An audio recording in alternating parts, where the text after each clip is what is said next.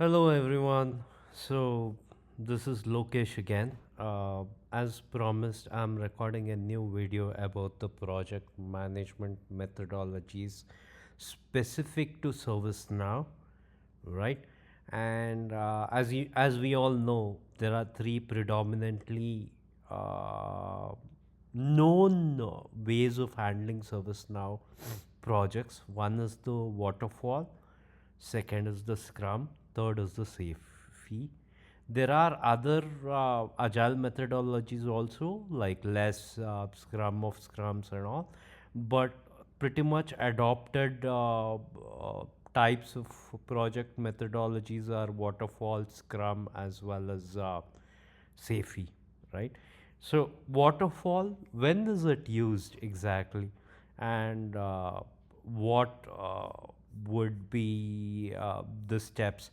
So basically, if at all you are watching this using YouTube or where the video is visible, you will be able to see the graphics also, which I'll be presenting the slide deck basically. So when it comes to waterfall, there are basically six steps. One is the requirements, second is the analysis, third is the design, fourth is the coding, fifth is the testing, lastly it is the maintenance once it is in production. So again, coming to this, these are sequential. That means one step cannot flow over to another, or another step can't start before the prior step is completed and signed off, right? So again, I'll reiterate, it is requirements gathering, analysis, design, code, testing, as well as maintenance. These are sequential. So each phase carries forward after the previous set of activities are being completed 100% and or signed off, right? So when is it useful? When there are no iterations, because there's no iteration here. You complete the complete requirement gathering, do the complete round of analysis, do the complete round of design from end start to end, and you do the coding activities from start to end. You do the end-to-end testing, and only then it is moved into production and goes forward to the maintenance activities, right? So these are fixed scope projects wherein a customer is not waiting for a quick win, or a iterative way of approach is not used. So this basically works in places where let's take ITSM, right? ITSM has couple of, although it can be handled in Scrum as well as Safi, but it has interdependencies. Like incident management is interdependent on problem is interdependent on change, and all this three are dependent on the CMDB. And at any cost, from the client end, they don't want to go with a partial go live. That's where you use the waterfall model. This has issues wherein if you find a design issue while testing, you have to I mean, there is no iteration, right? So the entire project is gone for a toss if at all the design is wrong and you find it during the testing phase, right? So it doesn't help you with iterative way or frequent changes. That's where the fixed scope comes into picture. Scope is fixed. Every sequence, it happens in a sequence where the previous phase is signed off completely and not flexible, right? So, and also there are no quick wins. For example, any ServiceNow fresh implementation takes a minimum of 3 to 4 months, and to a maximum of maybe 1 year also if you want to mature it over a period of time, right? But uh, in waterfall model, there is no quick wins. That means you can't expect anything to go live prior to 6 months at a bare minimum, is what I would say, right? That is where waterfall comes into picture. So it's rigid, and there is, although we are managing the stakeholders and all, that wow factor is not there, because they'll not be able to get used to the platform in a good way, as in partial iterative features. You introduce them to the basic functionality and you enhance them. That experience is not there. That what do you call, the growth of the satisfaction levels is not seen in waterfall, because you give a completed project and say you have to live with it, and there are any issues that arises are managed in maintenance.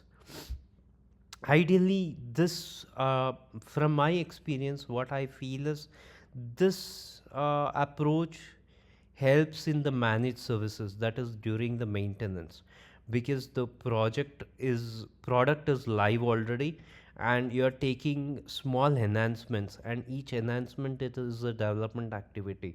And if you implement the waterfall model for one particular enhancement, it's less time, and it is structured way of delivering enhancements during the production time, right? So managing it in production and giving them enhancements as well as bug fixes helps when we use the waterfall model, because you're concentrating at a small chunk, tiny projects, and the quick win is also there. So what I say, I feel based on my experience working from 2017 on ServiceNow projects, is basically waterfall helps you maintain in a proper way, be it the upgrade, be it the enhancements, be it the service requests, right? Or be it the bug fixes, right?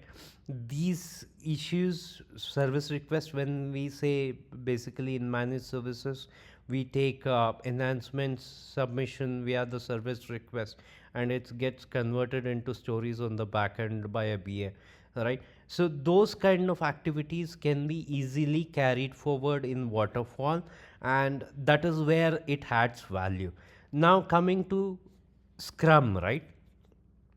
Scrum is an iterative approach, right? Uh, I have been working on Scrum from 2013, from the Accenture days, right? So Scrum usually have as 1 to 4 sprints, right? One to four sprints, and each sprint is around 1 to 4 weeks again, right? For ServiceNow specifically. So basically, 4 sprints are there. I'm sure you would be delivering of one module, or say one release will have 4 sprints, and you would be ready to go live with that chunk and have a quick win, is what I'm trying to say. Although Scrum doesn't prescribe 4 sprints or anything from the sprint wise, but Scrum prescribes having a maximum of 4 weeks of sprint, right? Ideally for ServiceNow, we have a 2 week sprint, right? 2 week sprint, wherein the product backlog gets groomed and added in the sprint 0, and from there on, sprint 1, 2, 3, 4, 5, 6, you can go on and on. But basically every sprint has sprint ceremonies, be it the sprint planning, sprint review meetings, sprint retrospectives, daily stand-ups, right? uh, so what happens here is, in sprint 0, we uh, groom the user stories and add them to backlog, and the design activities, the documentation, the team formation, everything happens on sprint 0. And from sprint 1 onwards, every sprint is a iterative development activity, wherein at the end of the sprint you can either go live if the product is complete, you can push it into production also, and you can help the end users start using the products. But it depends on other complexities, because as I stated, an example of ITSM, right?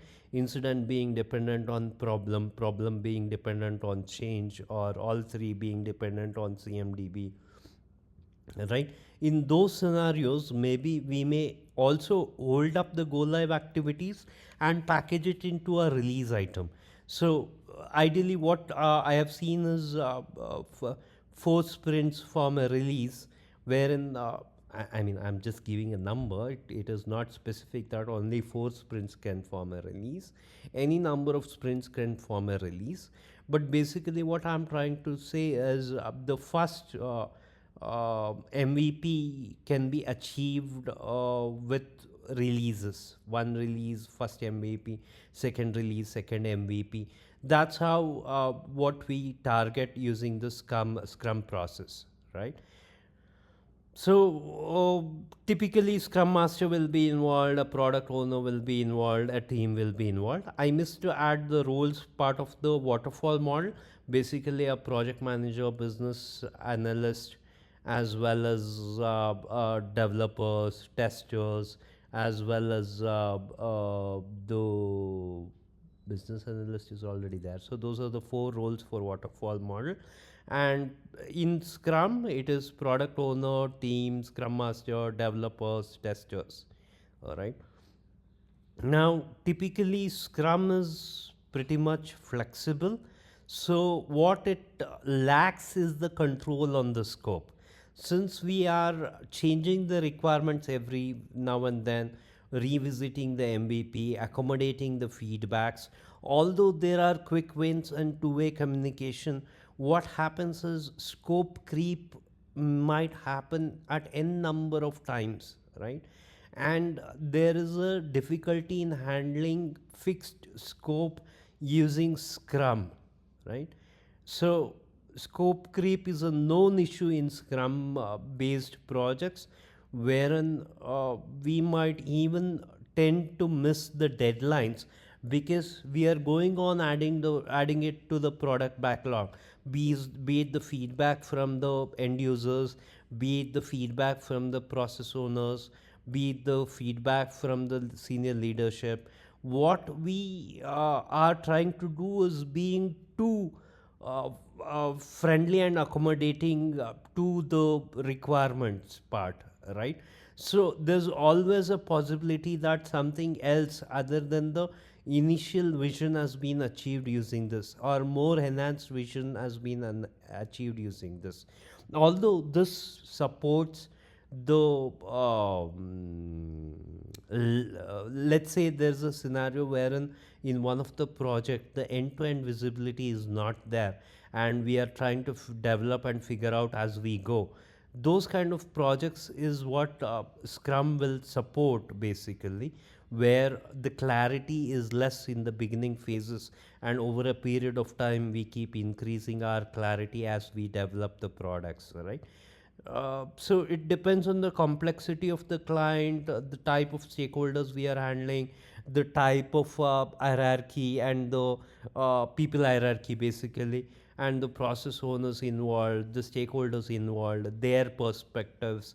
So it differs and depends on vast category of issues which may contribute to the development activities.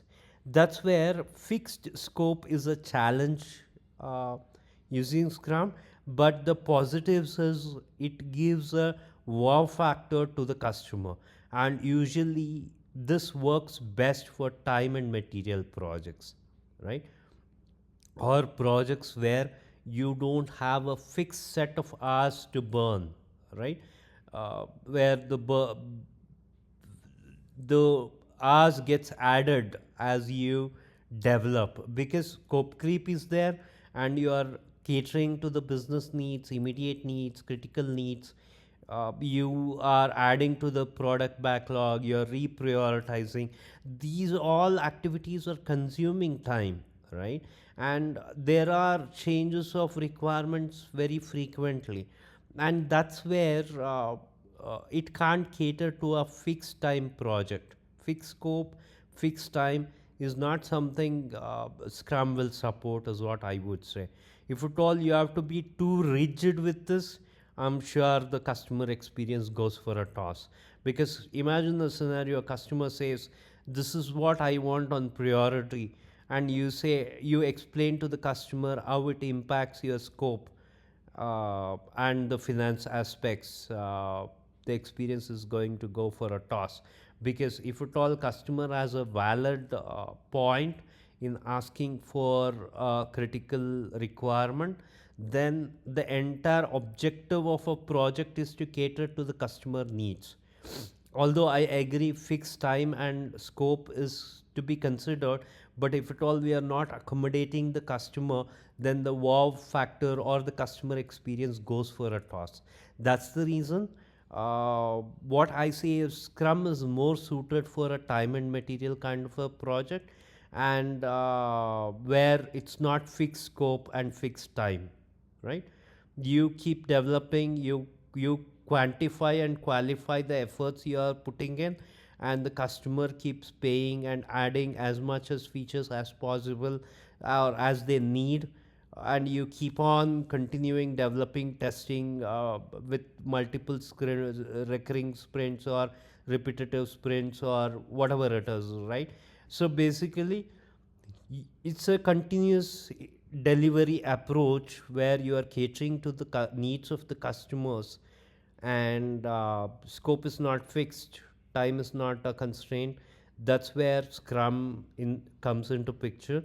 And trust me, Scrum certainly gives a wow factor, ensures that the relationship is long time, and if at all you want to excel with the customer for a long strategic time, where your boutique store or your ServiceNow entity becomes a strategic partner with your client, uh, the best way to use is the Scrum methodology in the time and material project. You become a strategic advisor, you analyze and you only recommend what are the best things for them, and you add it to the backlog after a discussion with the customer. That creates a wow factor, nothing like that.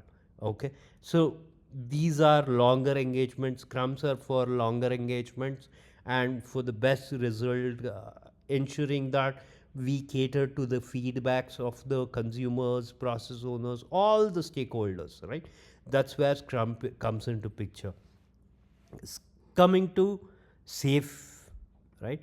Safe is basically scrum of scrums is the core, is what I would say, because there are multiple scrum teams developing testing together, and there are governance factors as in the portfolio team creates the epics, the solution train works on the capabilities part, and the release train adds the features to the releases, and you have the agile teams who work on stories and tasks, right? So basically the governance is complex, but the wow factor is this is a project manager's favorite approach. This is not a customer's favorite approach because it is not economical, right? This is something like, I'll give you a scenario. Usually a ITSM module takes, let's say, around 4 months of minimum time to put it into production, right? Now 4 months, if at all the customer wants it in 1 month, how do you deliver it? That is where safe comes into picture. Safe comes into picture where there are multiple scrum teams working in parallel, right? In scrum, what you had one team delivering continuously, but in safe you have multiple teams delivering continuously.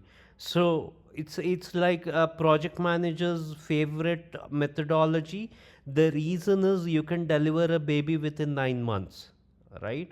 Because you have 9 teams putting in the effort of 9 months in 1 month, right?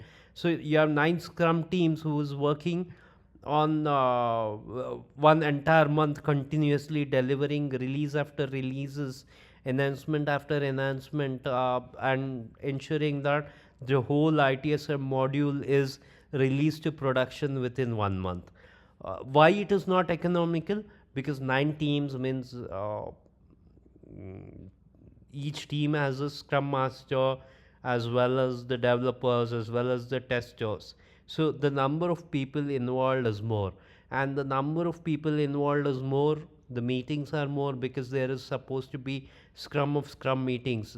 The scrum masters or the leads meet together and discuss what is their backlog and how it caters to the bigger solution and the vision, right? And at the same time, you have the solution train mapping out the solution and dividing the work for all of these activities. And also you have the portfolio guys looking at the epics and matching those epics with the capabilities and the features that is being developed and how the stories and tasks are developed. So the governance consumes a lot of activities, and it's basically 9 teams working in one complete month to deliver a baby in 1 month. That is how it is. All right. That's the reason Safi helps you manage customer expectations, especially because in scenarios where they want to go live within a month's period, they don't want to wait, all right, and they are ready to pay, right? Those kind of scenarios is what Safi will help. And one more use of Safi, I don't prefer Safi, frankly speaking. But if you put in the roadmap, as in portfolio solution train, as well as the release train, are working on ensuring that the solution architecture is in the correct place. That means you have a multi-year contract for a SAFE. That means you are implementing multiple modules, kind of a strategic initiative. There also SAFE can add, but it is not economical. I would rather suggest having a Scrum team basically for a longer run, because ServiceNow is basically they keep releasing features after features. So there is always support needed to maintain the platform and keep upgrading, right? So it's always the Scrum team for the implementation, and a waterfall team for the maintenance is what I would suggest.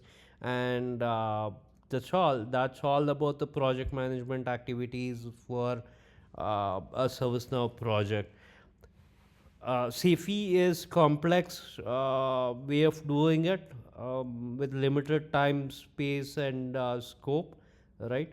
CFE works where a customer is ready to have the completed MVP as early as possible, maybe within couple of weeks also. In those scenarios, CFE works like best, but it is not economical, especially because the governance structure is very complex, and there are chances of miscommunication since there are layers above the actual developers as well as the testers, right? Sometimes it so happens that the solutioning has not been catered down to the task in a proper way, especially because multiple teams are involved, and there might be chances of ruining the entire project on the whole, right? So, but Scrum is typical. It has the wow factor, and I've seen myself handling Scrum projects, even in fixed modules where we give the justification. There are n number of times where the number of months needed to develop has been added, provided we give a proper justification, along with the added funding what we get to complete the project. But adding the wow factor is what Scrum is all about. It not only caters to the feedback at the leadership, but it also caters to the feedback of a consumer consuming the developed product, as in, be it the business users using the service portal, or be it the IT guys using the task, or be it the case management folks using the case, or be it the end user just using a virtual agent. All their feedbacks are catered to over a period of time, and over a long period of time, what we develop using Scrum is not only feature specific but user friendly, adding the wow factor to the entire project and all the stakeholders together. And this certainly delivers value in especially in ServiceNow projects is what my conclusion is. With that, I end this recording. Stay blessed and happy service knowing. Thank you. Bye.